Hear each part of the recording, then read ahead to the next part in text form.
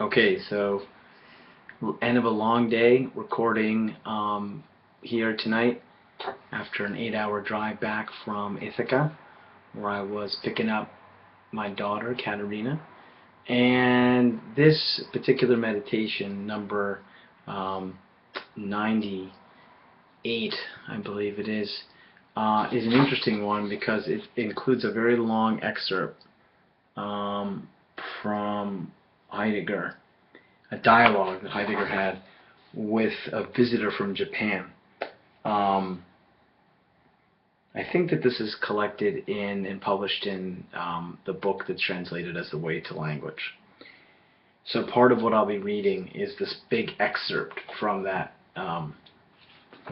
book. So hopefully that'll make sense. The comportment of learning is achieved in the appropriate. I'm going to start over again. The comportment of learning is achieved in the proper hearing of language's appeal. In the compelling dialogue between the inquirer and his visitor from Japan, Heidegger describes the way silence emerges as the proper response to the appeal of language. The visitor is the first speaker, and then the inquirer, which is Heidegger, is the second speaker. Wherever the nature of language were to speak, say to man, as saying, would bring about the real dialogue. What does not say about language, but of language, as needfully used of its very nature. And it would also remain of minor importance whether the dialogue is before us in writing or whether it was spoken at some time and has now faded. Certainly, because the one thing that matters is whether this dialogue, be it written or spoken, or neither, remains constantly coming. The course of such a dialogue would have a character all its own, with more silence than talk. Above all, silence about silence. Because to talk and write about silence is what produces the most obnoxious chatter. Who could simply be silent of silence? That would be authentic saying, and would remain the constant prologue to the authentic dialogue of language. Are we not attempting this impossible? Indeed, so long as man has not yet been given the pure gift of the messenger's course that the message needs, which grants to man the unconcealment of the twofold. To call forth this messenger's course, and still more to go, seems to me incomparably more difficult than to dismiss the nature of Iki. Surely, for something would have to come about by which the vast distance in which this nature of saying assumes its radiance, opened itself to the messenger's course and shone upon it. A stilling would have to come about that quiets the breath of vastness into the structure of saying which calls out to the messenger. The veiled relation of message and messenger's course plays everywhere. The exchange points to the purposeful wandering of the learning community that is guided by the sage, the messenger who bears the message of the closeness of being's processual unfolding, of the impending arrival of wisdom, the directive gathering which appropriates speakers into dialogic relation.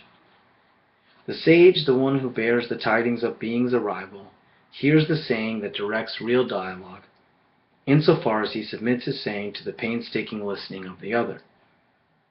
To deliver the news of the saying is to bring about the conditions of the actuality of dialogue.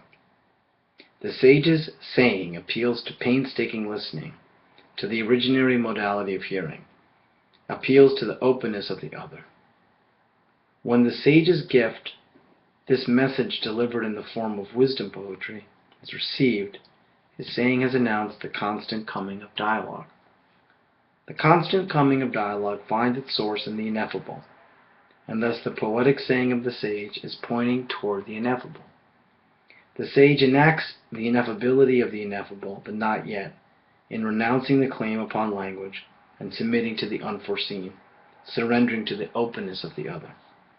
The sage's renunciation, his releasement into the free play of interpretation, bears the silence of the open stance.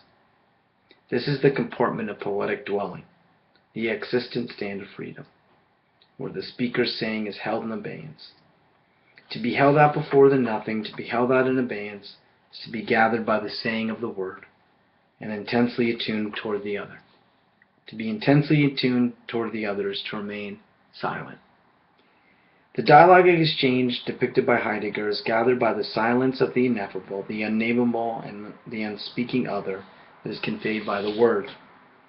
When Heraclitus tells us not to listen to him but to the word, his directive conveys the gathering together that manifests in dialogue as the building of the poetic dwelling.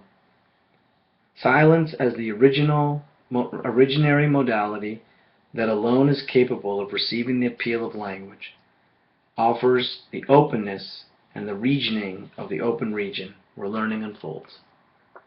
When Heidegger asks, quote, "Through what land do the poet's journeys lead the traveler?" unquote, he is not simply indicating the sage's guide, but also the region where the journey we have called learning takes place.